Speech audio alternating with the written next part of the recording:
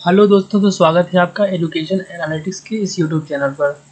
देखो यार, मैंने तुम्हें पिछली वीडियो में बता रहा था एमपीटीटी काउंसलिंग की रजिस्ट्रेशन और डॉक्यूमेंट वेरिफिकेशन प्रोसेस कि तुम्हारा रजिस्ट्रेशन कैसे होगा और फिर उसके बाद तुम्हें डॉक्यूमेंट वेरिफिकेशन के लिए क्या करना होगा। तो इस बार का डॉक्यूमेंट वेरिफिकेशन पूरा ई वेरिफिकेशन होने वाला है। पिछले साल तक क्या होता था कि दोनों ऑप्शन थे तुम्हारा। पहली बात तो ई वेरीफाइड हो जाता था तो कोई दिक्कत नहीं थी, तुम डायरेक्ट चॉइस फिलिंग कर सकते थे यार, ठीक है। और नहीं होता था तो तुम जाके आ जाते थे, हेल्थ सेंटर पे जाते थे और हेल्थ सेंटर पे जाकर तुम्हारा डॉक्यूमेंट वेरीफाइड होता था। लेकिन इस बार कोरोना वायरस की वजह से क्या हुआ है, जो कोरोना पैंडेमिक चल रहा है उसकी वजह से हेल्थ सेंटर बंद कर दिया गया है। वहाँ पर तुम्हारा वेरिफिकेशन नहीं होगा, तुम्हारा घर पे ही होगा वेरिफिकेशन। तुम्हें डॉक्यूमेंट अपलोड करने पड़ेंगे और फिर वहाँ से वो वेरीफाइड करके दे देंगे। तो 1 या 2 दिन का जो समय लगेगा तुम्हें उसके, फिर उसके बाद तुम चॉइस फिलिंग कर सकते हो यार। तो उसके बाद इसमें तो मैं तुम्हें बताने वाला हूँ चॉइस फिलिंग तुम्हें कैसे करनी है, सबसे इंपॉर्टेंट चीज़ होती है, ठीक है। तो चलो आज की वीडियो शुरू करते हैं यार।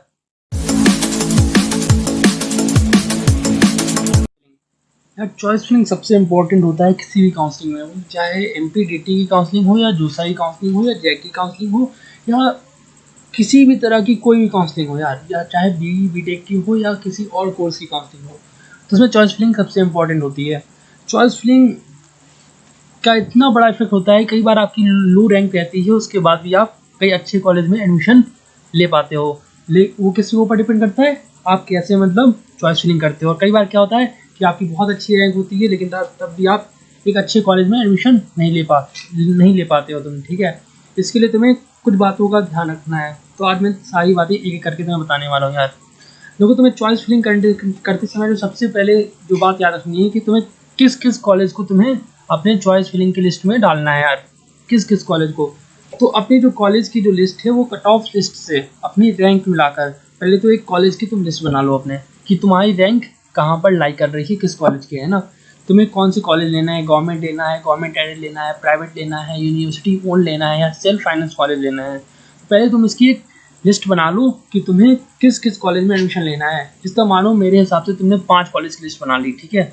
तुमने एस बना लिया, तुमने DAIIT बना लिया, तुमने उज्जैन बना लिया, तुमने JEC बना लिया, तुमने REC बना लिया, तुमने मिट्स बना लिया, तुमने LNCT बना लिया, ठीक है। और तुमने TID बना लिया। तुमने ये 7 कॉलेज अपनी लिस्ट में रख लिए हैं यार, ठीक है। इन 7 कॉलेज में तुम एडमिशन की काउंसलिंग करने वाले हो, ठीक है। तो इस तरह की मैंने तुम्हें एग्जांपल दिया, ऐसे तुम लिस्ट बना लो किस किस कॉलेज की किस किस कॉलेज को सबसे पहले तुम कॉलेज के हिसाब से तो उनका लिस्ट बना लो। अगला क्या है, तुम्हें किस ब्रांच को तुम्हें प्रेफरेंस देनी है, तो उस ब्रांच को प्रेफरेंस देने के लिए तुम्हें फिर ब्रांच वाइज तुम सारे कॉलेज की लिस्ट बना लो यार, तुम्हें कौन सी ब्रांच चाहिए। फॉर एग्जाम्पल तुम्हें CS में एडमिशन लेना है, ठीक है। तो CS तुम जहाँ जहाँ की तुम्हें CS लेना चाहते हो, जिस कॉलेज की तुमने जो पहले सेलेक्ट कर लिए हैं, ऑब्वियसली वो तुम्हारे 10 या 12 ही 10 कॉलेज होंगे यार, मिनिमम मैक्सिमम 10 कॉलेज होंगे यार। मैं तो 10 भी नहीं कहता हूँ, तो हम 5 कॉलेज ही तुम लेने वाले हो, ठीक है।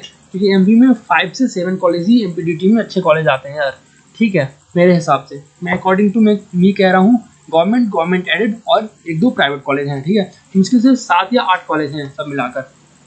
तो इन्हीं कॉलेज में तुम एडमिशन लेना चाहोगे यार सबसे पहले तो, ठीक है। बाकी मैं उनकी बात कर रहा हूँ जिनकी अच्छी रैंक है, उनके लिए बात कर रहा हूँ यार। मैं जो उनकी थोड़ी लो रैंक है उनके लिए भी बात करने वाला हूँ कि उनको भी कॉलेज कैसे मिलेगा। तो तुमने ऐसे लिस्ट बना ली, और जिनकी लो रैंक है वो थोड़े लोअर लेवल के कॉलेज भी इसमें एडजस्ट रख सकते हैं। जिस तरह गवर्नमेंट एडेड में ही कई ऐसे कॉलेज हैं जिसकी रैंक थोड़ी सी लो जाती है, जैसे नौगांव इंजीनियरिंग कॉलेज है, गवर्नमेंट कॉलेज है लेकिन थोड़ी रैंक नीचे जाती है। IGC सागर में जो कॉलेज है अपना इंदिरा गांधी इंजीनियरिंग कॉलेज, उसकी जो कट ऑफ है थोड़ी लो जाती है यार, तो उसको रख सकते हो यदि तुम्हारी रैंक थोड़ी सी खराब है तो, ठीक है। तो इस हिसाब से तुम्हें सबसे पहले कॉलेज अपना लिख लेना है अच्छे से कॉपी में कि तुम किस कॉलेज में तुम्हारा रैंक लाई कर रहा है और तुम इस कॉलेज में एडमिशन लेना चाहते हो। दूसरा तुम्हें लिख लेना है कि तुम्हें किस कोर्स में एडमिशन लेना है, किस ब्रांच में एडमिशन लेना है, तुम्हें वो लिख लेना है यार, ठीक है। अगली बात जो ध्यान रखनी है तुम्हें चॉइस फिलिंग करते समय यार, प्रेफरेंस कैसी देनी है यार। सबसे दिक्कत आती है प्रेफरेंस में। जिस तरह तुम्हें सबसे नंबर 1 पे कॉलेज पूछेगा, सबसे नंबर 1 पे तुम क्या डालने वाले हो, किस कॉलेज की कौन सी ब्रांच। काउंसलिंग में क्या होता है, तुम्हारे पास कॉलेज नाम लिखा रहेगा, फिर कॉलेज के बाद तुम्हारा ब्रांच लिखा रहेगा। तुम्हें वो ब्रांच देखने के लिए तुम्हें वो देखना पड़ेगा कि कट ऑफ लिस्ट में तुम्हारी कहाँ पे क्या है ना। फिर उसके बाद तुम वो चीज़ें सारी करने वाले हो। तो उस समय तुम्हें प्रेफरेंस देने में तुम्हें किन बातों का ध्यान रखना है। प्रेफरेंस में तुम्हें सबसे पहले याद रखना है कि तुम्हें वो कॉलेज देना है जो तुम्हारी सबसे ज़्यादा हायर प्रायोरिटी है, सबसे ऊपर, ठीक है। जैसे तुम चाहते हो यार मैं तो सब इसी में जाना चाहता हूँ, मैं तो इसी में जाना चाहता हूँ, ठीक है, ऐसा नहीं है। इस हिसाब से तुम प्रायोरिटी मत दे देना, ठीक है, देना है उस हिसाब से, लेकिन वो मिला लेना कि जितनी तुम्हें तुम्हें मान लो कि तुम्हें मतलब उज्जैन में जाना है यार, ठीक है, मैंने मान लिया, ठीक है, तो यूईसी में एडमिशन लेना चाहते हो या जबलपुर इंजीनियरिंग कॉलेज में तुम एडमिशन लेना चाहते हो, तुम्हारी हायर प्रायोरिटी है कि जेईसी में मुझे सीएस चाहिए। लेकिन यार जेईसी से भी कुछ अच्छे कॉलेज हैं, एसजेएसआईटीएस, आईआईटी भी है ना, और मिट्स ग्वालियर है ना, तुम्हें यार यहाँ पे भी तुम्हें तो सीएस में एडमिशन मिल सकता है, ये भी तो उससे अच्छे कॉलेज हैं, तो तुम इनको हायर प्रायोरिटी दोगे यार। तुम्हारी प्रायोरिटी जरूर जेईसी है, लेकिन कट ऑफ किसका जाता है, इसका जाता है। कट ऑफ में बेसिकली होता ये है कि जिस तरह तुमने 10 प्रायोरिटी की, तुमने जैसे मिनिमम तुम्हें 10 तो प्रायोरिटी तुम्हें लेनी है, ठीक है, 10 प्रायोरिटी तुम्हें मिनिमम लेनी है। तो बेसिकली कट ऑफ में ये होता है कि जितने भी कॉलेज से कट ऑफ की हमारी, मानो कि मैंने सिलेक्ट कर लिया, ठीक है, ये एक्टोपोलिस का मैंने ये सिलेक्ट कर लिया, सी फिर सी, तुम मान लो यहाँ कोई और ब्रांच है, ठीक है, ये 10 तक के हैं, मानो तुमने यहाँ पे एसजेएसआईटीएस रख दिया नंबर 1 पे, दूसरे नंबर पे तुमने जेईसी रख दिया, तो फिर तीसरे नंबर पे आईआईटी डीएवी रख दिया, है ना, तो चौथे नंबर पे तुमने उज्जैन रख दिया, ठीक है, और 5वें नंबर पे तुमने फिर एसजेएसआईटीएस का सीएस रख दिया, तो क्या हो गया, तुम्हें उज्जैन मिल जाएगा यहाँ पर, ठीक है, उज्जैन का सीएस मिल गया मानो, ठीक है।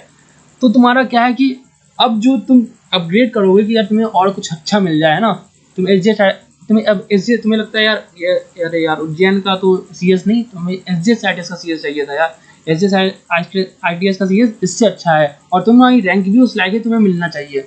तो तुम क्या है कि तुमने 5th नंबर पे जब उज्जैन रख दिया है और 6th नंबर पे तुमने एसजेएसआईटीएस का सीएस रखा था, तो अब जो काउंसलिंग तुम जो अपग्रेड करोगे ना, एक ही अपग्रेड होना है, तो तुम्हारी नीचे की जितनी काउंसलिंग रहेगी, जैसे 5 नंबर का तुम्हें कॉलेज अलॉट हो गया, तो 5 नंबर से जितने भी कॉलेज 6 7 8 9 10 या जो भी जितने भी कॉलेज हैं आगे के, वो सारे तुम्हें नेक्स्ट राउंड में कंसीडर नहीं किए जाएंगे। अब जो कंसीडर किए जाएंगे वो 5 से ऊपर वाले, यानी 5 से ऊपर कितने कॉलेज बचे तुम्हारे, सिर्फ ओनली 4, ओनली 4 प्रेफरेंस बची है तुम्हारी, कॉलेज नहीं, प्रेफरेंस बची हैं, सिर्फ वो 4 प्रेफरेंस तुम्हारी कंसीडर किए जाएंगे यार। ये बहुत इंपॉर्टेंट बात होती है यार, इसका बहुत ध्यान रखना पड़ता है काउंसलिंग करते समय, तुम्हें इसका ध्यान बहुत अच्छे से रखना है कि तुम्हें जो प्रेफरेंस देनी है वो तुम्हें हायर प्रायोरिटी से लोअर प्रायोरिटी के ऊपर देनी है, और तुम्हें रैंक के हिसाब से भी देखनी है, दोनों का तुम्हें सबसेट लेना है यार। जब दोनों की जो सबसेट लोगे तब तुम्हें सबसे ऊपर रखना है हायर प्रायोरिटी प्लस उसकी सबसे ज़्यादा रैंक जाती हो, फिर तुम्हें नीचे की तरफ आना है।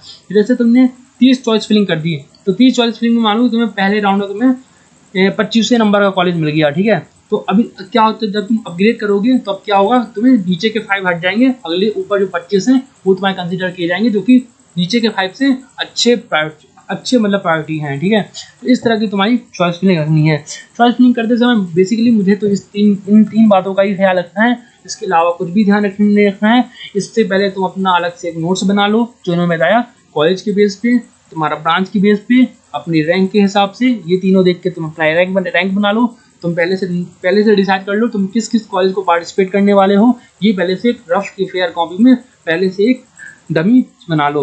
मैं तो कहता हूँ प्रेफरेंस भी बना लो, तुम्हें इसका ब्रांच सबसे पहले ये, फिर इसका ब्रांच, फिर इसका ब्रांच, फिर सीएस। यार तुम कभी भी ऐसे मत करना कि तुमने एसजेएसआईटीएस का सीएस रख दिया, फिर जेईसी का सीएस रख दिया, फिर तुमने आईआईटी डीएवी का सीएस रख दिया, ठीक है, ऐसे ही मत रखना। पहले तुम इसका रिसर्च करो, ये कट ऑफ लिस्ट है, इसका पूरा रिसर्च करो, इसका करो, फिर अपग्रेड 1 का भी करो, फिर दोनों का देखने के बाद तुम एक लिस्ट बनाओ, ठीक है, और फिर उस लिस्ट के हिसाब से तुम सारी चीज़ें अरेंज करना यार।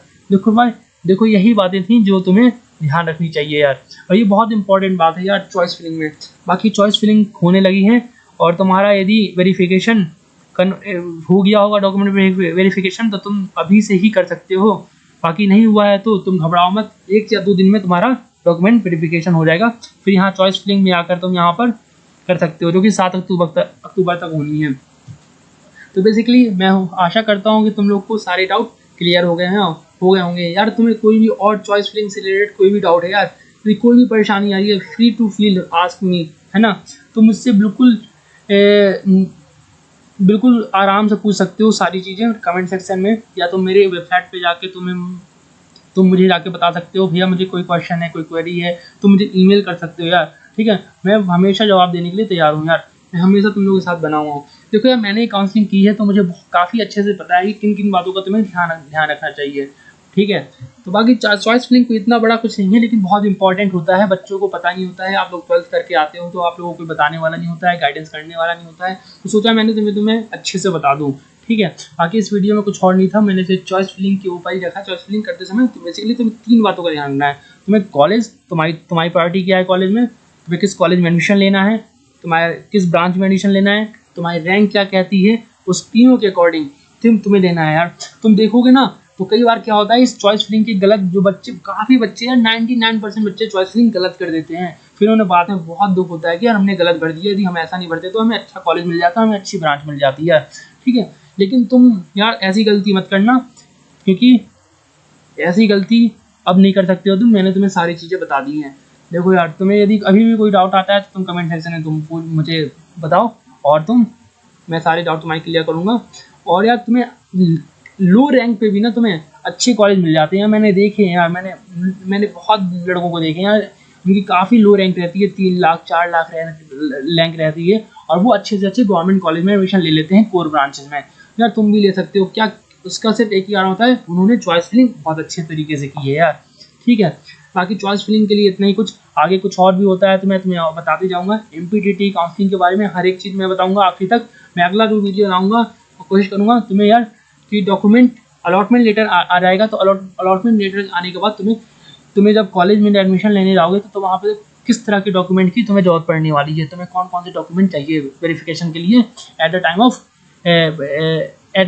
एडमिशन। ठीक है, बाकी आज की वीडियो यहीं समाप्त करते हैं, मिलते हैं फिर नेक्स्ट वीडियो में, तब तक अपना ख्याल रखिए। Thank you.